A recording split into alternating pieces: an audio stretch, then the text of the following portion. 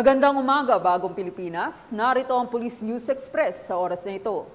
Kamakailan lang ay hinimok ni Pangulong Ferdinand Marcos Jr. si Pastor Apollo Kibuloy, ang kilalang leader ng Kingdom of Jesus Christ o KOJC, na harapin ang mga kasong isinampa laban sa kanya at idinagdag na sumusunod lamang ang gobyerno sa batas sa pag-uutos ng kanyang pag-aresto. Samantala, binigyang linaw ni Pangulong Marcos nito lamang Martes na walang naganap na kahit anong paglabag sa karapatang pantao hinggil sa pag-ooperasyon ng pambansang pulisya sa KOJC compound at binigyang diin na ang pagpapadala ng 2,000 pulis upang halughugin ang compound para kay Kibuloy ay ang tanging paraan upang mapanatili ang kapayapaan. Anyway, the reason we did this was so that we could maintain the peace. The only way to maintain the peace is to make sure that the area is safe and is secure. And considering this is a 30-hectare compound, kailangan mo talaga ng maraming tao. Hindi mo pwedeng gawin ito na 100 pulis.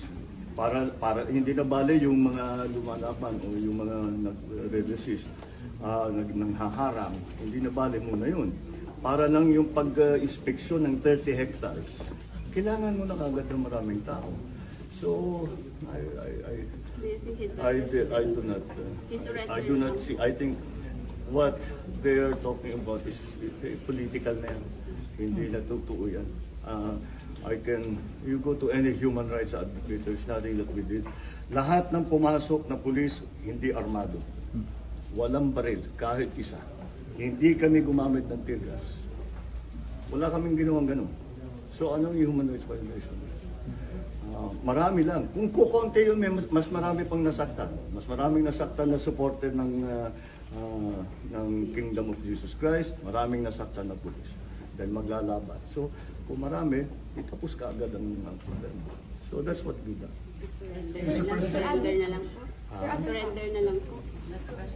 Hindi ko nga maintindihan kung bakit dinadamay ni Kibuloy ang mga tauhan niya.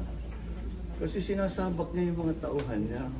Wala namang kasalanan niya mga yan. They just believe they're looking for an answer, a value system, and they think they have found it with Kibuloy. But they did not sign up to be in the front line of this kind of thing that's happening now, that they will protect him from arrest, even when he has cases filed against him, not only here in the Philippines, but also in the United States. At para sa iba pang napapanong balitang pampulisya, laging tumutok sa Police News Network. Alagad ng batas, tagataguyod ng balitang pulis. Lieutenant Precious Lee para sa Police News Express.